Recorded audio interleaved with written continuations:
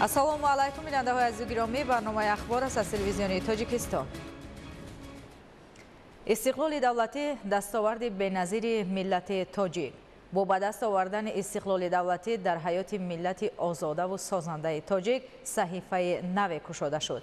тамоми пешравиҳои тоҷикистон пеш аз ҳама дар натиҷаи татбиқи сиёсати муваффақу дохилу хориҷии пешвои миллат президенти ҷумҳурии тоҷикистон муҳтарам эмомалӣ раҳмон истиқлолу озодӣ, сулҳу оромӣ, суботи сиёсӣ, ваҳдати миллӣ ва иттиҳоду сарҷамъии халқи тоҷик ба даст омаданд.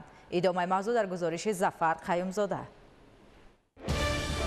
истиқлолият тантанаи хират ва андешаи миллати солору кӯҳанбунёди тоҷик, оғози марҳалаи навини давлатдории миллӣ, омили иттиҳоду сарҷамъии мардуми фидокору ватандӯсти мо, василаи муҳимтарини ҳифзи асолату ҳуввияти миллӣ ва муҳимтар аз ҳама нишонаи возеҳи ҳастии миллат ба шумор меравад.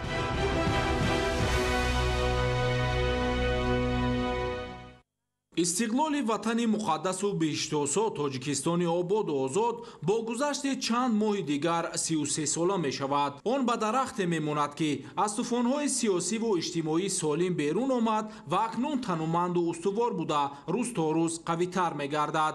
аммо ин дарахт ба таври ҳамешагӣ ба нигоҳубини мо ниёз дорад. бояд онро бо тамоми вуҷуд дӯст дорем, бо меҳру муҳаббат ба пеш ба сӯи фардои аз ин ҳам беҳтар қадам ниҳем. шукр бояд кард, ки баъди 1100 сол мо давлатдор шудем ва баъди 1100 сол иқтисодоти миллии Тоҷикистон пайдо шуд.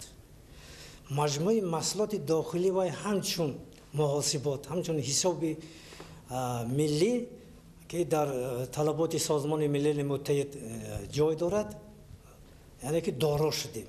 Тоҷикистон бо шарофати истиқлол ва оромиву амният ба дастовардҳои бузургу назаррас даст ёфт. миллати тоҷик ки асосан миллати ободгар ва тараққихоҳ аст, мушкилоти аз берун таҳмилшудаи нооромиҳои дохилиро ба зудӣ пушти сар гузошта роҳи бунёдкориву созандагиро пеш гирифт ва бо муттаҳид шудан зери сиёсати дурбинонаи пешвои миллат президенти ҷумҳурии Тоҷикистон муҳтарам Эмомалӣ Раҳмон рӯз то рӯз ба сӯи пирӯзиҳо роҳ мепаймояд.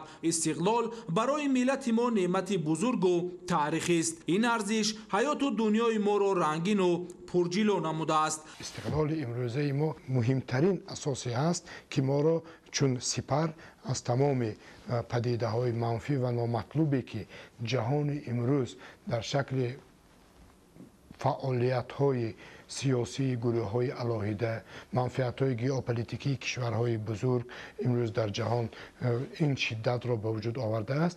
ин сипаре аст, ки ҳамин истиқлол, шинохти истиқлол ва асосҳои маънавии истиқлол ки ба таърих ва фарҳанги бузурги мо такя мекунад, моро ҳимоя мекунад. мағз ва асоси сиёсати давлати мо, сиёсати президенти мо қабл аз ҳама манфиатҳои миллӣ аст.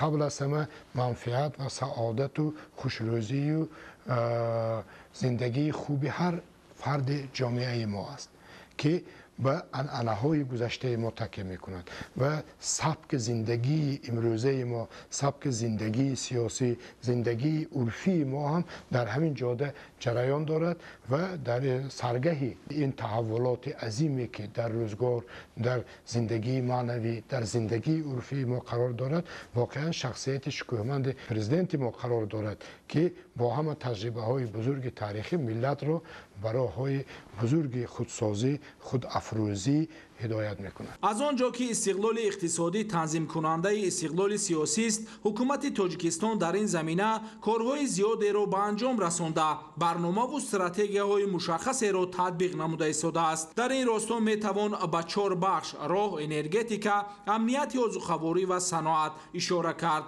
ки бо таваҷҷӯҳ ба аҳамияташон мавриди таваҷҷӯҳи махсуси давлат ва мардуми Тоҷикистон қарор доранд. дар замони соҳибистиқлолӣ дар раванди амалишавии ҳадафҳои استراتژی مملکت همه ساحه‌ها رشد نموده، سطح و صفت خدمترسانی و زندگی مردم به مراتب بالا رفت. با نگاه واقع بینانه به سازندگی‌ها و بنیادکاری‌های امروز در می‌یابیم که در حقیقت طی سال‌های استقلال قدم‌های بزرگ در راه پیشرفت و شکوفایی کشور گذاشته شده است. طی بیشتر از 13 ساله طرح‌های بزرگ در تاجیکستان به اجرا رسیدند که کسی درباره‌شان فکر نمی‌کرد و یا سالها روی کاغذ می‌خوابیدند. در جهان معاصر تهدید و خطرها زیادند و آنها می‌توانند به رشد باثبات اقتصادی و اجتماعی، امنیت و آرامی و صاحب استقلالی ما مانع ایجاد کنند. برای حفظ دستاوردهای حیاتاً مهم ما باید از پیشتر دیده زیرک و هوشیار و وطندوست و خودشناس باشیم. با مقصد حفظ ارزش‌های تاریخی و فرهنگی خلق تاجیک، تجسم رکن‌های مهم دولتداری، باز هم بلند برداشتن حس خودشناسی ملی و در ذهن و شعور شهروندان مملکت خصوصا نورسان و جوانان تقویت بخشیدن اندیشه استقلال و آزادی در پایتخت مملکت شهر دوشنبه میدان و مجسمه استقلال بنیاد گردید. میدان و مجسمه استقلال رمز دولتداری ملی تاجیکان، میدان اساسی و مرکزی قلب پایتخت، کعبه امید تاجیکستانیان و تاجیکان جهان گردیده در اینجا رمز استقلال و آزادی که خواهش و تلاش ملت سربلند تاجیک است گذاشته شده است. ظفر خیمزاده، بهادرستم، دوشنبه، اخبار. پایتخت سبز، شهر دلها و مرکز تشبس‌ها، چون این مفهوم مربوط به شهر دوشنبه است که از روی نظام و اسلوب معاصر شهرسازی امروز مشهور و محبوب است. در زمان صاحب استقلالی شهر دوشنبه با توجه به واسطه استوار رشد نموده، با مکمل سازی اینفراساختار از روی سبک و اسلوب ملی و معاصر شهرسازی کاملا دیگرگون گردیده به شهر پیشرفته و مترقی، مرکز برگزاری همایش‌های سطح بلند و چون آینه ملت صاحب تمدن تاجیک به مکان دوست داشته همگان تبدیل یافته است. اینک در زمینه تدبیرهای آبادانی و سازندگی روزهای استراحتی در حدود شهرک و محله‌های ناحیه سینای پایتخت تدبیرهای تازه‌کاری عملی می شود. فخرالدین محمد یوسف و بهادر استم گزارش می دهند. شهر دوشنبه پایتخت جمهوری تاجیکستان امروز مرکز بزرگ معنویات، علم و معرفت و همایش‌های سطحی جهانی است که دارای اینفراساختوری خاص، شرایط معاصر زیست و طبیعت زیبا میباشد. روند آبادانی و سازندگی‌ها که از جانب رهبریت شهر دوشنبه با دید نو، نقشه‌های مکمل رشد راه اندازی گردید، شروع از کاملگردانی اینفراساختور، شرایط معاصر و ارزنده زیست را در شهر دوشنبه مهیا ساخت. حالا در حدود 4 ناحیه پایتخت بهر استراحت و فراغت و با مشغولیت‌های سالمگردانی و معرفتی جلب نمودن ساکنان میدانچه‌های زیادی ورزشی، گلگشت و باغ‌های زیبا بنیاد شدند که هم زیبا و هم تحکیم بخش فراغت است. از جمله در حدود ناحیه سینای شهر دوشنبه 96 میدانچه، 3 گلگشت و 1 باغ فرهنگی فراغتی عمل می‌کند. اینک در زمینه هدف‌های سازنده با مقصد تازه و آزاده نگاه داشتن چنین انشاءات تدبیرهای نوبتی آبادانی پیش گرفته شد. کارمندان مؤسسه نگهداشت باغ گلگشت هر هفته روز شنبه حشرهای دستجمعانه گذرانده ایستادند. امروز زیاده از 70 نفر کارمندان همین مؤسسه در 5 عدد میدانچه‌های ورزشی ناحیه سینا حشرهای دستجمعانه گذرانده ایستادند که آنها گرد اطراف این میدانچه‌ها را تازه آزاده کرده و درختانی که در حدود این میدانچه ورزشی است آنها را نرم کرده با آب و داروهای مینرالی تعمیر کرده ایستادند. تعمیر صفتناک، رنگوبار و خرمگردانی کارهای آبادانی و سازندگی در ناحیه سینای شهر دوشنبه در اساس نقشه خاص فعالیت پیش گرفته شده تا امروز در محله‌های 84, 32 و 103 پایتخت 10 میدانچه ورزشی علاقه پورا تجدید کرده شده است. مؤسسه تا این جانب 10 عدد میدانچه‌های ورزشی را از تعمیر برآوردند. تعمیر کردن کچلیک‌ها و نشستگاه‌ها برای پیرانسالان، تازه کردن گرد اطراف میدانچه‌ها و ترازهایی که در این میدانچه‌ها وصل شده تعمیر آنها هر هفته روز شنبه عملی می شود. در اساس تصمیم از جانب متخصصان مؤسسه دولتی نگهداری باغ و گلگشت، میدانچه‌های ورزشی و بازی کودکانه ناحیه سینای شهر دوشنبه در عموم همه میدانچه‌های ورزشی و گلگشت‌ها در جریان تدبیر مهم اکولوژی و خرمگردانی که با افتخار و هم‌آوازی هیئت صورت می‌گیرد، نشستگاه‌ها و اتراکسیون‌های بازی‌های کودکانه رنگ و بار گردیده محیط اطراف باز هم زیبا می‌شود. همین طریق در دایره هدف‌های سازنده از جانب مسئولین پیوسته کارهای آبادانی دستجمعانه راه‌اندازی شده، نهالان و بوته‌های آرایشی نیز سری وقت نگاه‌بین می‌شود. فخرالدین محمد یوسف، بهادر استم، اخبار. با کارمندان ساحه حفظ محیط زیست ولایت مختار کوهستان بدخشان برای ثمرانوکی فعالیت حفظ محیط اطراف و تأمین وضع بهداشت اکولوژی تکنیک‌های ساحوی تقدیم گردید. گزارش از شهر خاروخ. در پرتو سیاست سازنده و بنیادکارانه اساسگذار صلح و وحدت ملی پیشوای ملت پرزیدنت جمهوری تاجیکستان محترم امامعلی رحمان با مقصد وسعت کارهای آبادانی و سبزگردانی حفظ طبیعت بیشتاسای تاجیکستان در شرایط تغییریابی اقلیم و حفظ محیط زیست و تامین وضع بهداشت اکولوژی در شهر و ناحیه‌های ولایت مختار کوهستان بدخشان تدبیرهای مشخص اندیشیده شده مرحله به مرحله با اقدامهای نیک و شایسته دولت و حکومت مملکت شرایط کار و فعالیت بهتر و خوبتر گردیده ایستاده است. با مقصد تامین وضع بهداشت اکولوژی و تازه نگاه داشتن محیط اطراف مرحله دوم است که با مساعدت حکومت جمهوری تاجیکستان و دستگیری‌های کمیته حفظ محیط زیست نزد حکومت جمهوری تاجیکستان به شهر و ناحیه‌های ولایت بدخشان تکنیکای معاصر کاری دسترس کرده شد. اقدام مذکور و مسئولین ساحه به نگاه داشتن وضع اکولوژی در ولایت و تامین تازگی گرد و اطراف کوچه و خیابان‌ها عنوان نمودند و تاکید نمودند که وارد شوی چنین تکنیکای سبک ادامه خواهد یافت. برای اجرا نمودن دستور سپارش‌های هدایت سرور دولت که در پیام نوبتی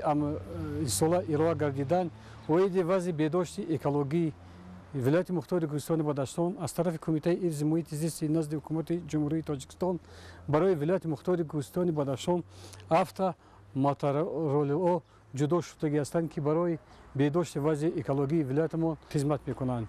اینا اساسا در کوچه و پس کوچه ها کشاندن پرتو استفاده برده میشن. اساسا برای 5 ناحیه و اینچنین شهر خاروخ اینا جدا کرده میشود.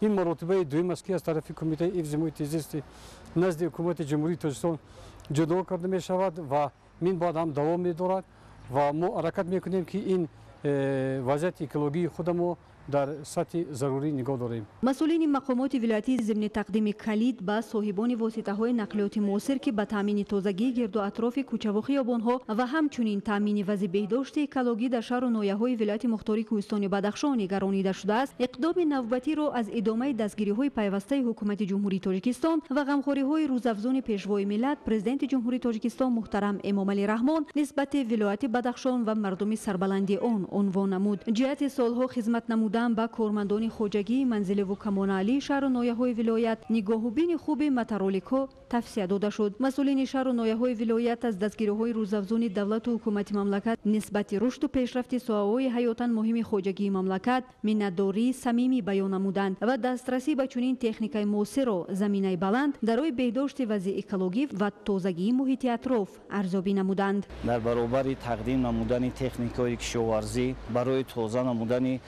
محیط زیست و گیت و اطراف ولایت مختار کوهستان بدخشان تکنیک و دسترس ناحیه گردید. از جمله به ناحیه درواز هم یک عدد تکنیک برای حفظ محیط زیست و تازه نمودن مرکز ناحیه درواز تقدیم گردید. اهالی ولایت مختار کوهستان بدخشان در پرتو سیاست سازنده و بنیادکارانه حکومت جمهوری تاجیکستان و فراهم آوردن شرایط بلندی کاری منبع نیست با مسئولیت بلند فعالیت نموده تا جشن بزرگ ملی 35 سالگی استقلال دولتی هر یک گوشه ولایت را باز هم آباد و زیبا گردانده دولت صاحب استقلال تاجیکستان را از این هم پیشرفته خواهند گرداند و اعتبار و آبروی آن را همچون موضع زیبا و نظرربا نشان خواهند داد. تاج نسای فیض‌الله بیگ مبارک شاه رستم، شهر خاروخ. اخبار. بیننده‌های گرامی تا نشرهای بعدی با اطلاع تازه.